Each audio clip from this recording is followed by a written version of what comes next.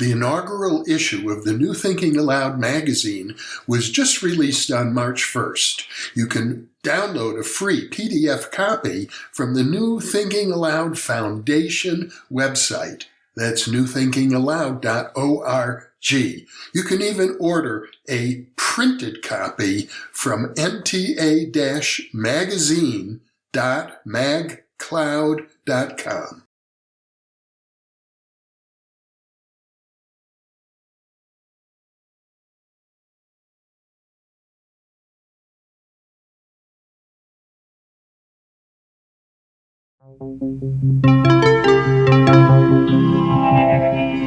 Thinking Aloud.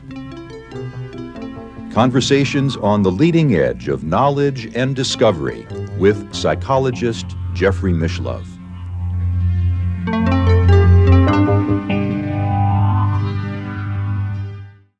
Hello and welcome. I'm Jeffrey Mishlove. Our topic today is guidelines for future UFO researchers, and my guest is Rex Stanford. If you haven't watched the previous video with Ray on analyzing UFO photographs, I'm going to recommend that you see it now. It'll make this video all the more interesting, and I'm going to link to it. On the upper right corner of your screen, there'll be a hot link for those of you who have phones or computers capable of accessing that link. Ray has had a long-standing career as a UFO researcher. He wrote the book, Socorro Saucer. It's been published in 2 different editions. He was one of the first people on the scene of that very important UFO sighting dating back to the 1960s. He's also had a career as a trance channel and psychic reader and a paleontologist. As a matter of fact, he was featured on the cover of the Sunday magazine of the Washington Post as the amazing Dino Man. Ray lives on the East Coast. I went and visited him at his home there, and now I'm going to switch over to that interview. So the topic for today is going to be guidelines for future UFO researchers. Yes. What are the things that they need to pay attention to? And a good way to preface this is to point out that you were the founder of the Journal of Instrumented UFO Research back in the 1970s. Right. And I really pioneered, and because we can show various things if you like. Well, you let me know what visuals you want, because we definitely want to show Faraday rings, and we may want to show the visible magnetic field, I would think. And then I like to show where you can show the magnetic and gravitic and show that they're 2 distinct parameters. One has inertial lag, and it's the gravimeter, because it does have a sensor in it to detect gravity changes down to 1/1,000,000th of a G. I think it's important to point that out. In the instrumented UFO research, which is what you advocate, you emphasize the magnetometer and the gravimeter.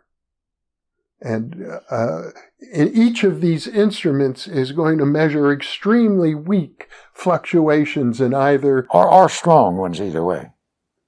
It can detect extremely weak. Yeah. It needs to be able to detect extremely weak. That's right. For our viewers' benefit, can you define what a gravimeter is? It measures changes in local gravity. It can measure very extreme changes or very tiny changes down to 1/1,000,000th of what we normally have.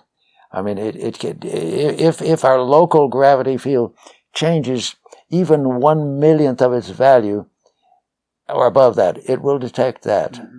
And the interesting thing is about this machine is that it has internally to it a mass that is used, a sensor mass as it's called, and it monitors the changes in the mass of that tiny mass. But the interesting thing about it is when you're using it in combination with the extreme low frequency magnetometer that's recording extreme low frequency magnetic waves, you can compare them in what's called an analog graph, just a chart with it, charting it out as waves, and up and down like that across time. And the fascinating thing is you can actually, during events that we have recorded, you can look at the recording and see, for example, when an object made a visually almost instantaneous reversal of direction, you can see that there's a strong change in the extreme low frequency magnetism, and you can see the same kind of wave in G, or gravity. But what is fascinating is when you look at the graph, one charted in real time, one above the other, you will see that the change in gravity registered a tiny fraction of a second later than the magnetic.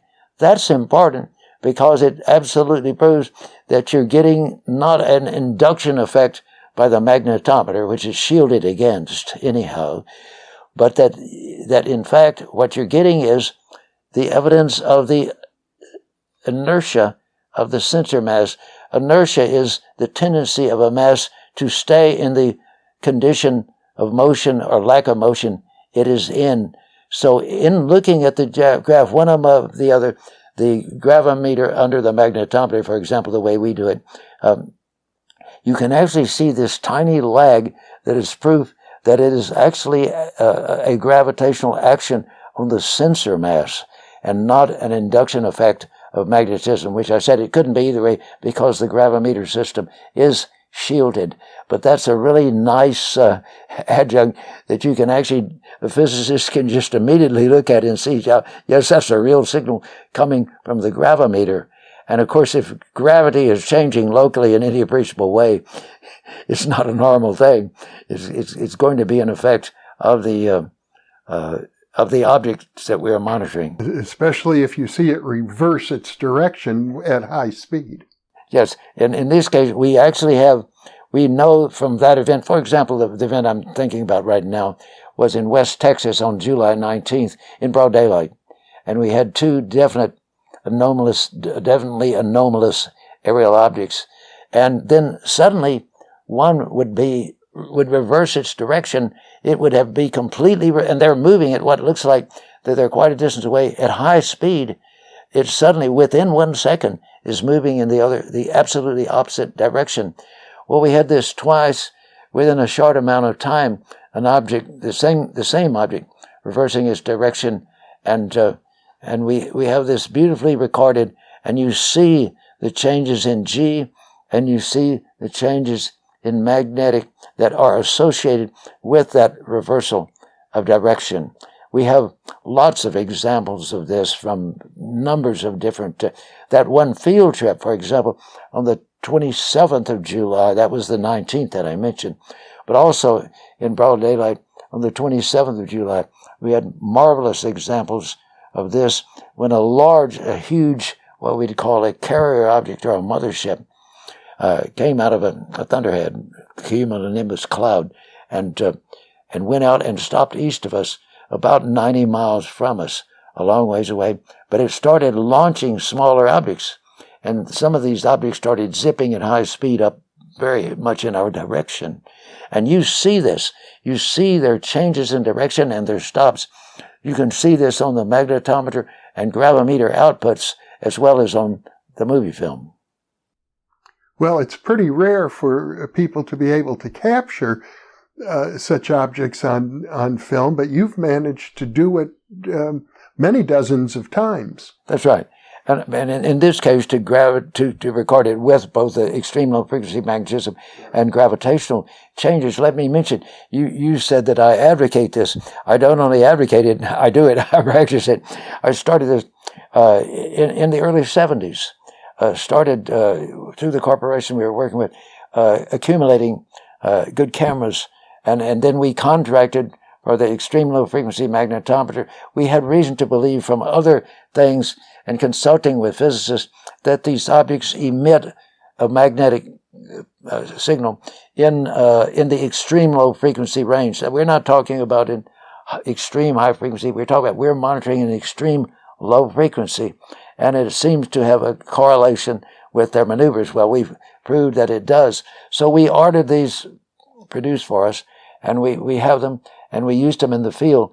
But our big opportunity came when in July of 1978, and here's how it came about. I received a call from a very nice lady who had a relative that worked at, let's say, in the White Sands area, and she said, "Listen," she said, she saw some presentation of me about our equipment, Project Starlight International, and our equipment. She said, "Listen, you had better get out to New Mexico area, because the government is starting experiments apparently to attempt to communicate with these objects, or to in some ways affect them to react, because it turns out, we found out they produced a huge, and we saw this and photographed it, huge group of lighted sequencing panels atop Oscura Peak there in New Mexico. And we were so thankful that this wonderful lady informed us. I mean, we ourselves had been using a light circle, 100-foot in diameter light circle that was sequenced. These are 100-watt or 150-watt. I got spotlights around this circle. I forget how many, but a huge number of them. And they are sequenced. And we were perhaps naively, but trying to use this to get the attention, to at least get the attention of the anomalous serial objects. Whether we were going to get them to respond in a reciprocal communication attempt, we just hoped. We didn't know. But it turns out the government must have admired our effort, because long after we had started doing this, they decided to do it up on Oscura Peak, these big lighted panels. We saw it. We photographed it. And we responded. There was, of course, the UFO events that occurred, and we recorded. And I would suspect that some of it was in response to the government's signal attempt. But it looks like the way in some of these events we encountered out on that trip in New Mexico, and then into Arizona, the Prescott National Forest event, that we successfully recorded this, and that we believe it was all related to the fact that we and the government were out there, because they were definite in this event from the mountaintop in the Skull Valley overlook, the Prescott National Forest. They were definitely responding to us and our presence there. But they were also doing the same thing, apparently, in West Texas. But we think their major activity there was probably in response to the lighted panels. But the thing I want to stress is, if you really want to do research on anomalous aerial objects, you have to use instruments that record optically and electronically. And that is what we're doing. And so much of UFO research over the decades has totally ignored this wonderful opportunity. Scientists have been screaming at us, so to speak, that get us this kind of data. Well, we took it seriously. And I said, we've got to get that kind of data. Whether the government ever gets any and admits it or not, we're going to get it, and we're going to admit it, and we're going to analyze it and publish it. But it needs to be analyzed in relationship to what you saw, the maneuvers, and so on and so forth. And we have that wonderful correlation, because we can time correlate the movie with the recording from the magnetometer and gravimeter in that, for example, event from the Skull Valley overlook in the Prescott National Forest. But this is a big difference. In my approach, I advocate, but I practice it. I'm not a hypocrite. I practice it. This is what we need if we're going to communicate with scientists. I react to the cowardly reaction of UFO research, which is saying, we're studying anomalous aerial phenomena.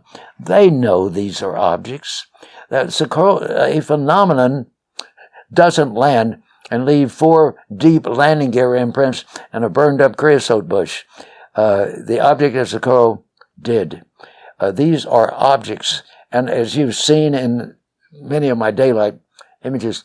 They are structured objects. They actually have structure. They're objects that are constructed or built. We don't know what technology they use for sure, but we know that they are wonderful objects. Yes, these objects surely can create phenomena such as the wonderful glows and effects on gravity and magnetism that we record.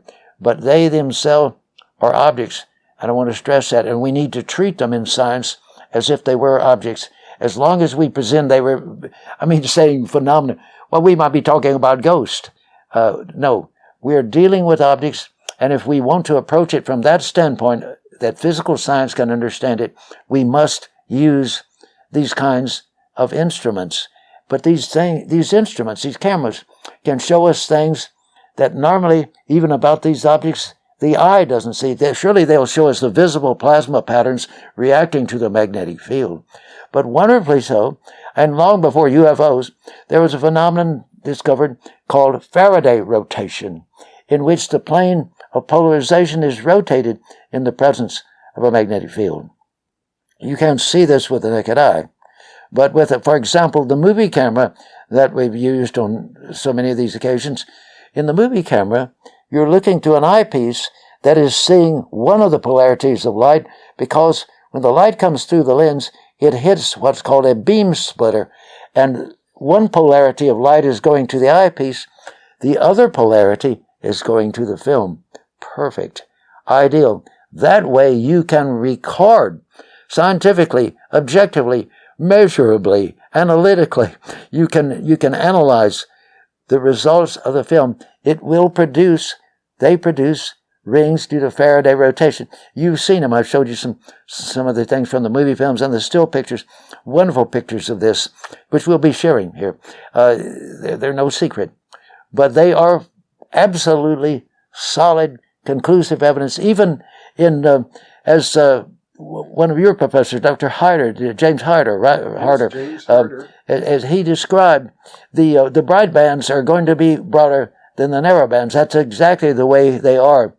The absolutely mind-boggling thing is an example of why I'm advocating this now to every UFOlogy listening. It's what you can get that is just wonderful. Harder mentioned that it takes a very strong magnetic field just to rotate, to produce one of these bands of light and dark. And he said, two would require magnetic fields so strong that we've only done it for very short periods in the laboratory.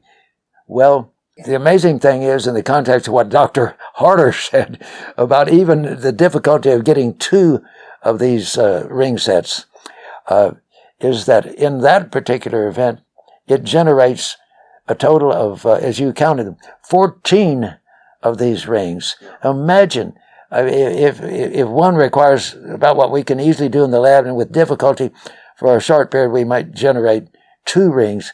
What does it require to produce 14 rings? As I recall, Harder testified to Congress in 1968 that to produce 3 rings would take over 1 million Gauss, and it's almost impossible to produce that in a laboratory. This does so much more for ufology than say, did you know the government has a craft out there? But it's secret. We can't see it. It's above top secret. That doesn't do anything, neither for the public, except make them paranoid against the government, which I want the public to understand from my standpoint, that the government has its reasons. If they have evidence of an advanced technology, we have enemies in this world that would love to knock us off the face of the planet. And there are things that it's justified to keep secrets. That's why I think we need to forget this harping against the government and all their dark secrets. Yes, they happen. I've been influenced by this attempt too in some of my research that you've heard about, but I don't resent it. I understand it. I tolerate it. But if we're going to get beyond this and talk to science and have science talking back, studying, analyzing, and talking back to the public about this, we're going to have to use instrumented data if we don't have a picture of one of these things landing and sitting down on the ground and taking off again. At least the distant instrumented data. This is what I'm not only advocating, but practicing. And I present what we're going to show today as the reason we have to come to this conclusion. This is the great payoff in UFO research, not Yahoo, the government's got a secret crap, but we know they've got aliens in contact. Yes, I believe they have, but we've got to deal with what we can produce with instruments. If we happen to get occupants inside the vehicle, that's fine. That's just one more evidence that it's something, if they don't look human, that is something beyond human. Another thing we need to look for is high-speed relocations during a single exposure of film. People have said, well, I don't understand it. It was sitting there, and the next thing, it was way across the sky over here, the same object. Yes. Oh, yes, we have films of that too. But we have films of much faster than that, where apparently what we call the target object was being seen and filmed while that was happening. During the 500th of a second, for example, that it was happening, the object went and stopped for a tiny fraction of a 500th of a second, and again for another tiny fraction of a 500th of a second, and another, sometimes several beyond that. You've seen the images.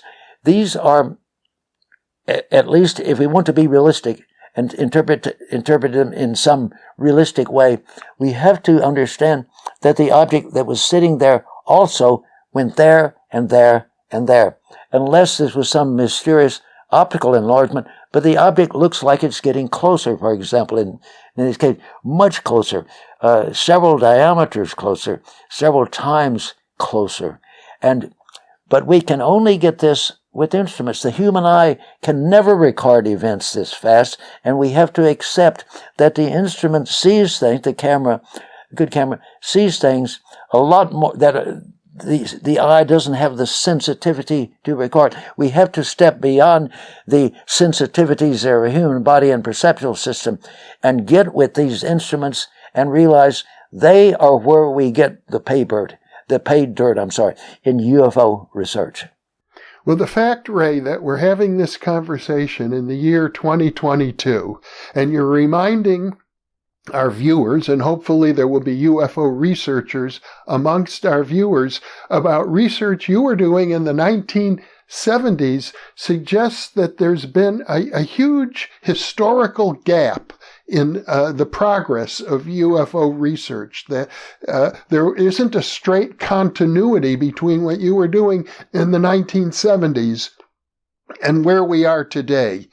Yes, there is a wonderful continuity, and it's actually contained in movie films and still. For example, on September 18th, 1956, my identical twin brother Rex Stanford and I, and a friend named Michael J. Robsicki Jr., went out to the high desert area to a place called Giant Rock, and we weren't going there because of the rock, but because there was a fellow there, George Van Tassel, who claimed some kind of contact. I'm not in a position to evaluate whether he was or wasn't having contact, but we went out there because it looked like a good place to get away from the general public and the traffic of the interstate and to have an encounter. And we felt that, I felt somehow intuitively, if we went out there, I said, I think we're going to have an encounter.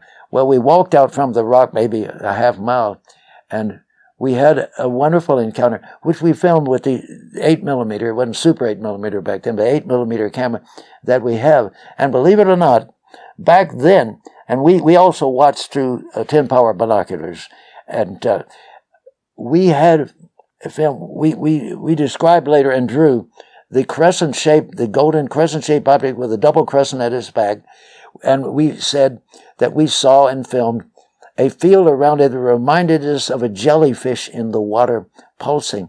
Well, on a frame from the film that you've seen, we've got the golden object, and around it you can actually see the contour of a magnetic field, which we now know was visible due to plasma, a glowing atmosphere, electrified atmosphere, being moved in the magnetic torus of the magnetic donut, to use lay language, of the magnetic field. And you can actually see that even from that little 8mm film from 1956. But as you know, now we can show you much more numerous examples of that. The most spectacular of which possibly is the one that I filmed right at Goddard Space Flight Center. And it shows it beautifully. The target object, as we call it, had been brightly covered with plasma, and so we didn't see this. But in the last of the 5 photographs, my wife, I was going in to pick her up in the Building 8 where she was working. It was the end of the day, end of the work day, and I saw this and got out of my car, and I'm photographing these things, and it looks like the bright domed object in the first 4. But all of a sudden, in the last one, I saw, and this was so fast, I came in and so told Sheila, I said, I think I got this on film. This brightness is on the object. All of a sudden was not on the object, but it was an opaque object, a light and shadow object with pattern, but it had out around it in a donut. You could see that, like remember in school where your teacher used to put a bar magnet down and put a piece of paper over it and scatter a bunch of iron filings on top, and you'd see this. She'd say, this is what a magnetic field is. You can't see it, but the magnetic filings show you the field. Well, it looked like that for a moment, and at that moment, that object disappeared to the eye completely.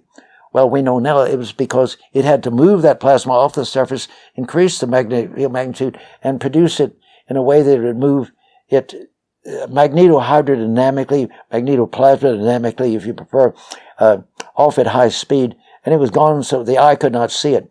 But I then, the event was over, and I ran inside, and I said, I think maybe I got a magnetic field.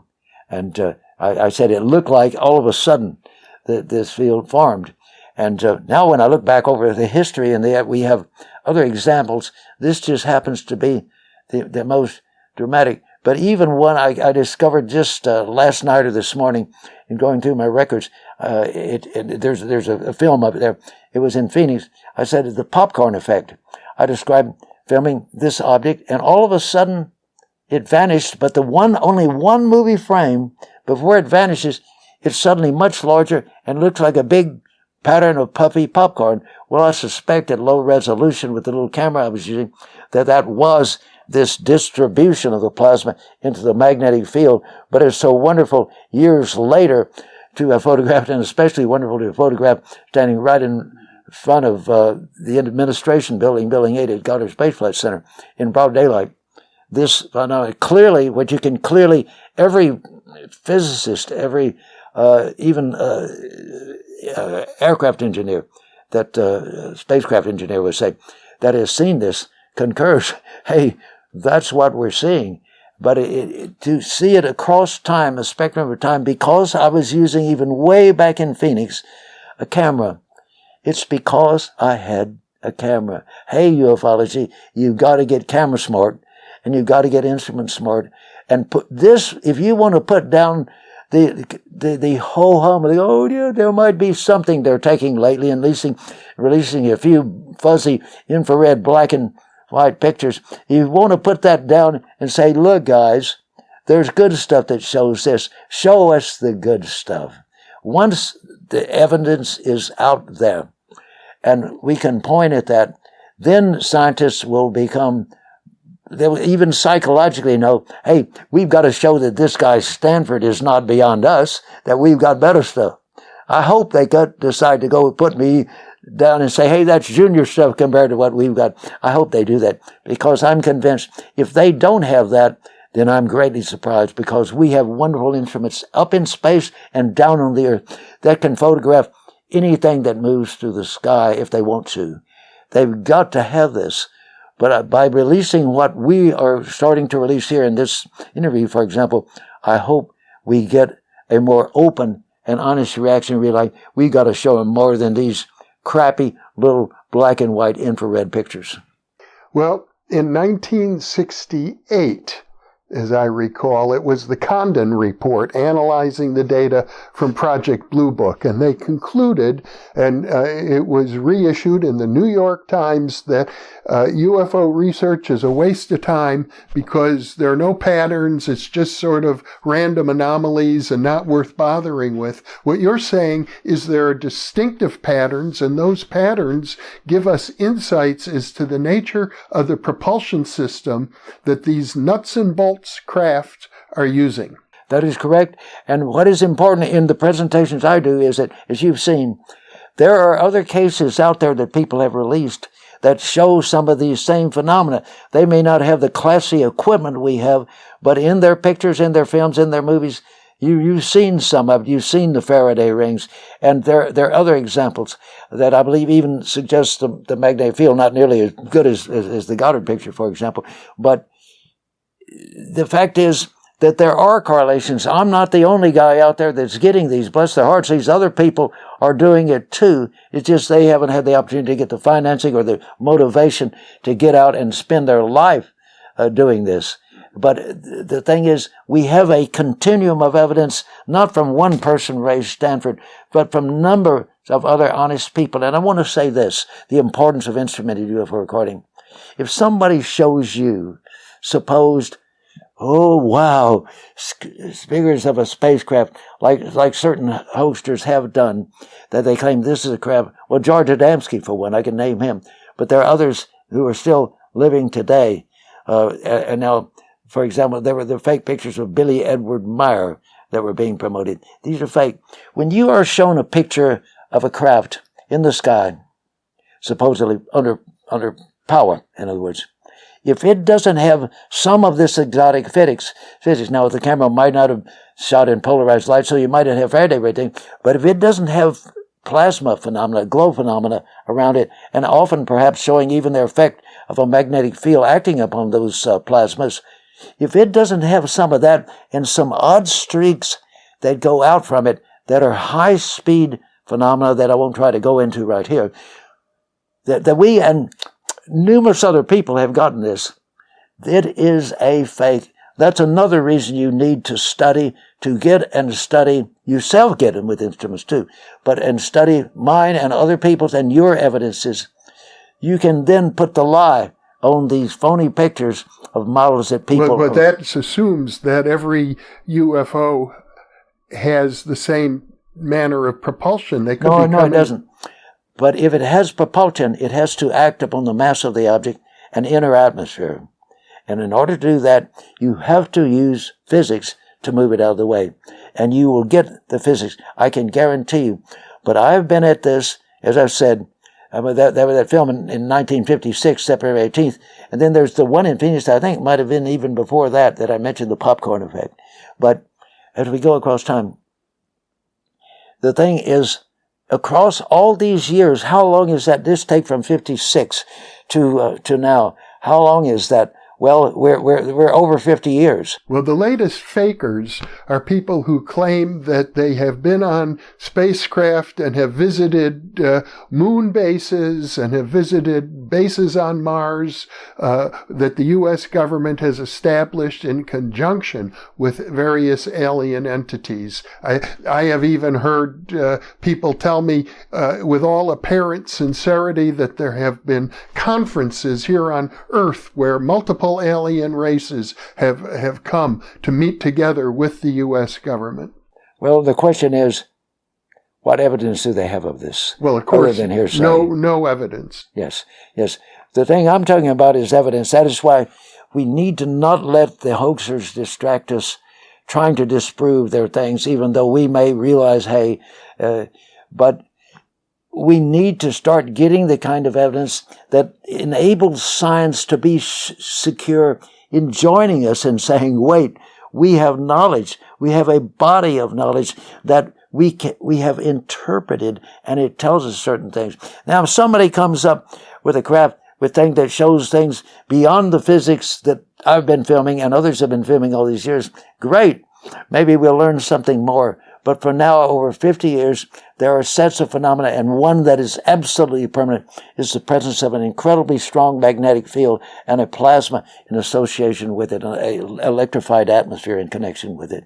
Well, there are also a wide range of psychological and physiological effects that have been reported amongst the people who observe these craft. And in fact, you yourself have reported to me that you experienced missing time. So it's not just a simple matter of gathering equipment and going out on field trips. There are other aspects of the phenomena that one needs to prepare themselves for.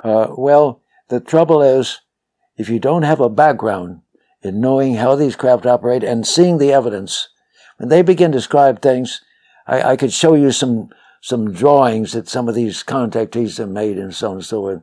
They're not describing the kind of things that we're recording on film, or that even that we are seeing. They're describing as if, oh, this were just a plastic saucer and it came down and I stepped aboard and blah, blah, blah. They're not offering us, I'm not talking about the fakes now. I'm talking about real experiences that you have had. Yeah. Okay. Now, let me be clear.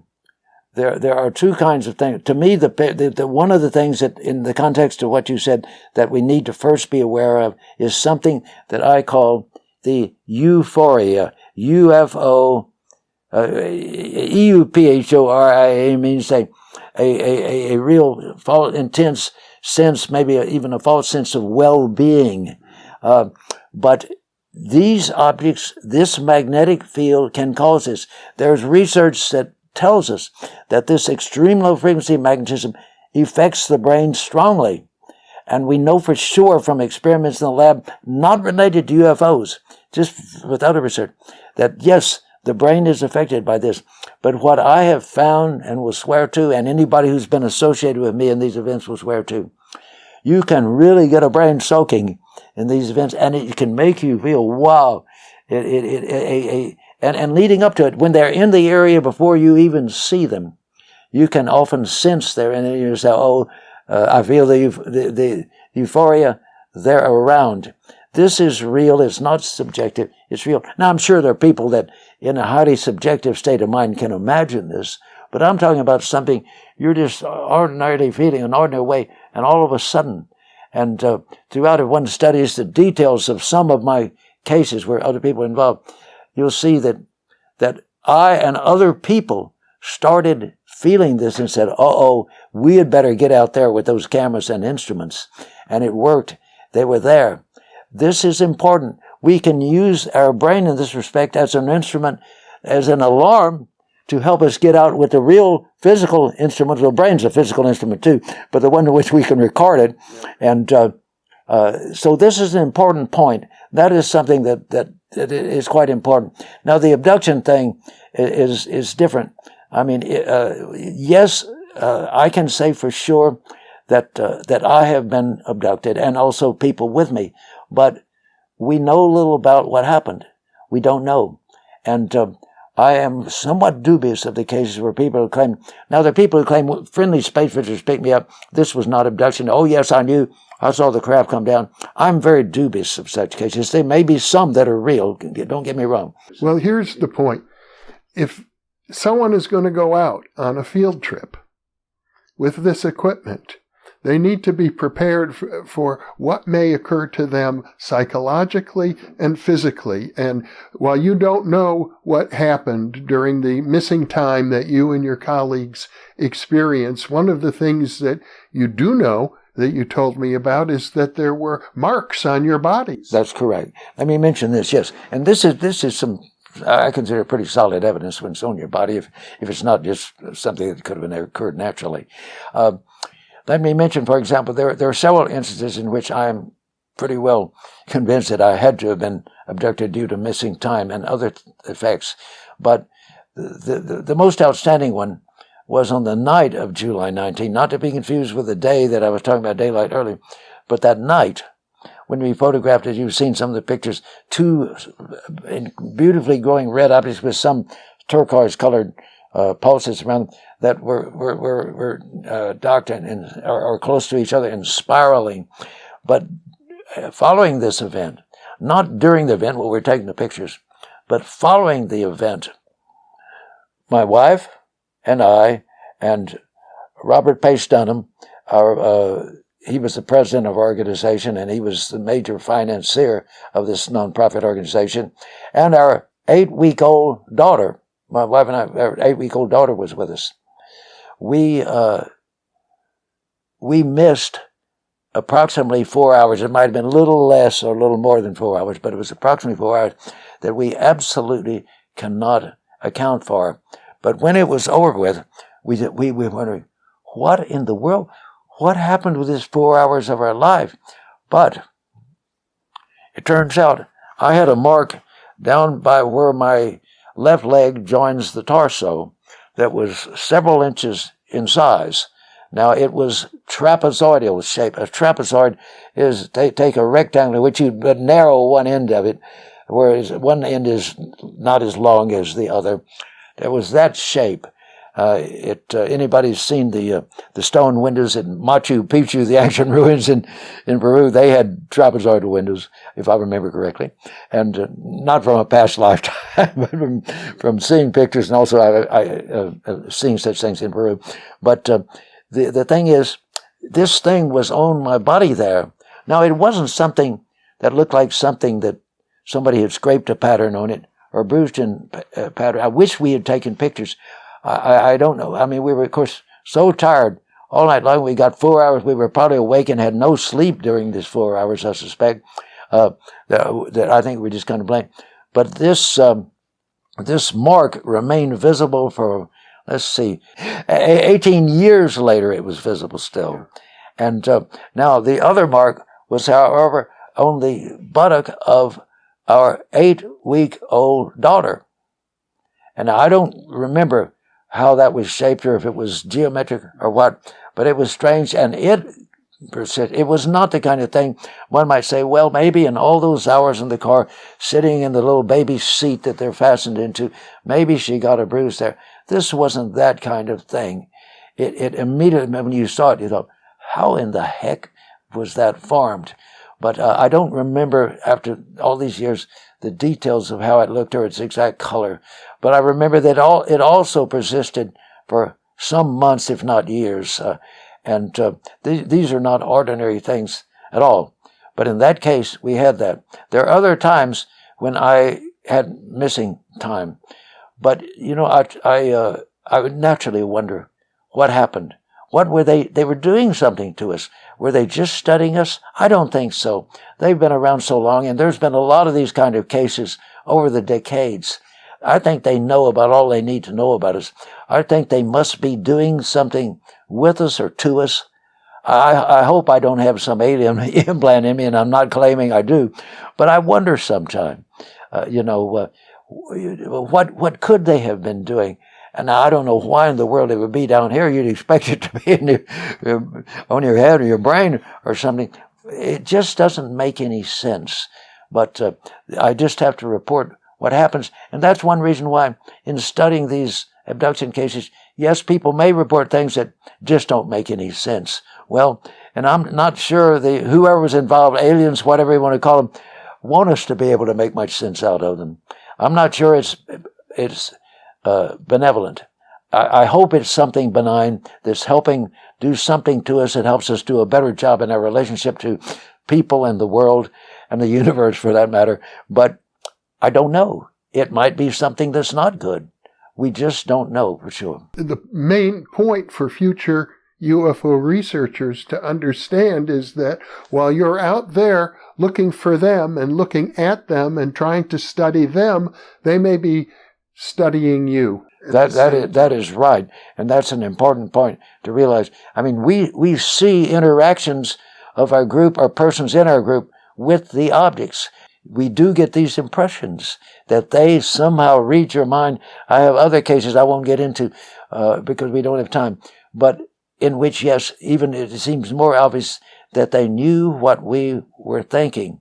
And we read this not just in our own experiences. We read this in other people's reports. They may not have even gotten pictures, but they said, I swear that thing was reading my mind.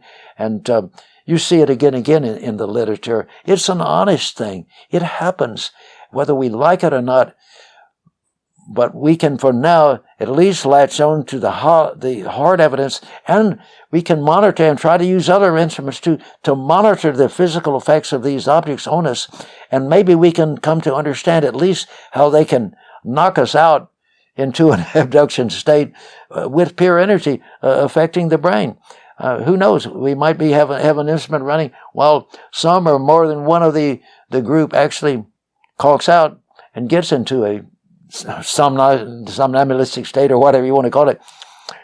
What I'm saying is the center of our activity, I believe, should be on hard evidence that communicates to physical scientists, that then we can take the phenomena associated with some of these effects and communicate them in ways that psychologists, physiologists can begin to understand. I think we can help them. Otherwise, there's a lot of feeling around in the dark and speculation that may not be very objective. We were all human beings. We make mistakes in interpretation at times. That's why if we can keep a data framework, it will really help progress UFO research, not only in the general public, but in the high tower skeptics out there. Oh man, this is lies, these are hoaxes, these are hallucinations, or this kind of thing. I think we're at the verge now already with the evidence I have, but we're at the verge where we're beginning to make the skeptics back up and say, wait a minute, maybe I keep my mouth shut. Maybe I'd have better switch sides on this story. And I hope that happens. But I'm doing this interview because I want to encourage other people, including scientists who may be listening, to please put your effort where it has the biggest payoff and gives you the ability to not only try to interpret it yourself, but to invite other scientists in to look at it and say, what do you make of this? And you're speaking as a person who has both been a channeler and someone who on a few carefully documented cases has had strong intuitions about where to go and when to go to have these sightings, and those intuitions have been accurate. That's right. So there is what we call a psi component. There definitely is, whether we like it or not. The aliens, I mean, look at the literature. I've read the literature ever since I was a little kid, and even back then you begin to see some suggestion that people felt, my God, there was something happening in my mind that I knew something. I had to go outside. There was something weird out there, or even other more direct things. We have to understand we're humans. Yes, we don't always interpret what happens correctly, but we need to report it and try to look at it objectively.